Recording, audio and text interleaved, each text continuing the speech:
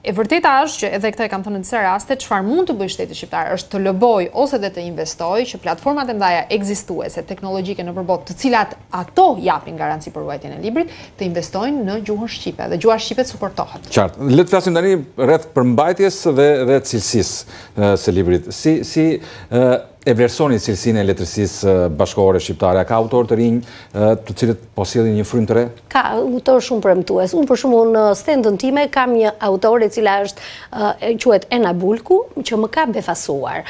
Kur Ena solli librin në Shtëpinë Botuese, ajo është dhe artiste, artit pamor. Kur Ena solli librin te ne, unë gjithmonë letërsinë bashkëkohore shqiptare e shoh pak me filtra të dendur. Nuk e lejoj. Pse e them këtë? Sepse unë mendoj që duhet të botohet një letërsi bashkëkohore që të lexohet.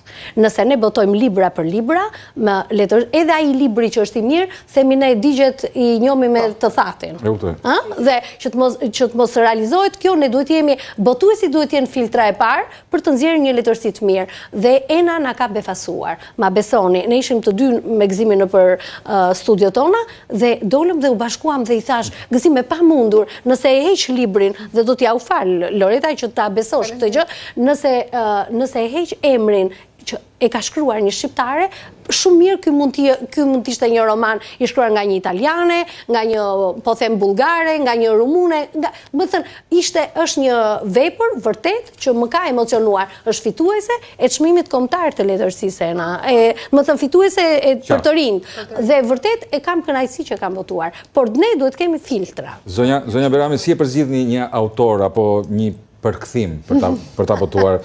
Çfarë kriteresh ju udhëheqin si shtëpi botuese?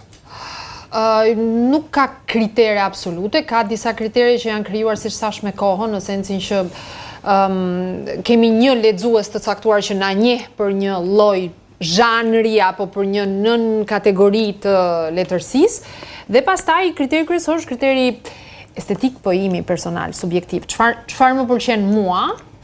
E kam shumë të vështirë të votoj gjëra që nuk më pëlqejnë fare. Ato që quhen ndryshe komercial apo? Jo, kam votuar dhe libra komercial, se më pëlqen nganjëherë dhe letërsia komerciale dhe bëj nganjëherë dhe kompromis, por me siguri nuk e shes veten. E kuptoj. Kompromisi duhet jetë aty dhe e di dhe Vasilika, nganjëherë